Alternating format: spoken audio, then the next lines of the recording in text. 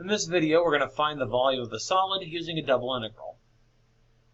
So we're given the cylinder y squared plus z squared equals 4, and the planes x equal to 2y, x equal to 0, and z equal to 0. And we want to consider the solid bounded by all of those things, but only in the first quadrant, or excuse me, first octant. Okay, so let's see what we've got. Well, y squared plus z squared equals 4 is that cylinder that has the x-axis running right through the middle of it. It'll have a radius of 2 there. The plane z equal to 0 is just the xy plane, so that's in darker gray there. The plane x equal to 0 is the yz plane, so that's this one here that's going through the y-axis and the z-axis. And then the x equals 2y plane will be perpendicular to the the xy plane, and that's the slanted one here.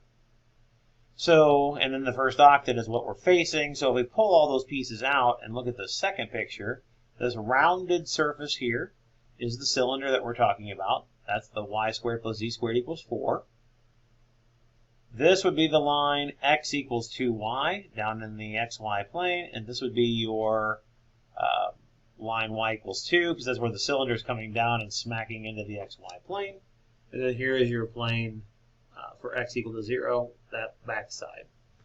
Okay, so what we see is a triangle that we're integrating over, and the function that we're integrating is z equals square root of 4 minus y squared if we solve the cylinder for z in terms of y. All right, so the triangle here, we notice is we can bound it from x goes from 0 to 2y.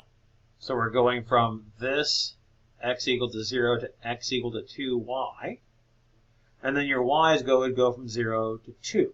Here again, from where the cylinder intersects the xy plane is in the line y equals 2 there. And then, of course, since we're in the first octant, the smallest part that we can get over there is 0 for the y. Now notice in this case, I'm integrating with respect to x first and then y. We could rearrange this and make it in terms of y first and then x. But notice that this integrand is really easy to integrate with respect to x. That's why I chose the x first, which is why I kept my x in terms of y function the way it was, rather than solve for y in terms of x. All right, so again, with respect to x, that integrand is a constant, so I can just multiply it by the length of the interval to get the integral. So that's where the 2y square root of 4 minus y squared comes from.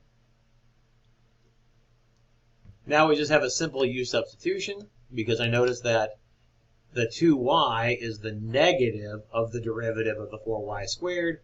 So really all we're doing is integrating u to the 1/2. That gives the 2/3 u to the 3/2, and I need to adjust with a minus sign. Plugging in our endpoints and simplifying gives us 16/3.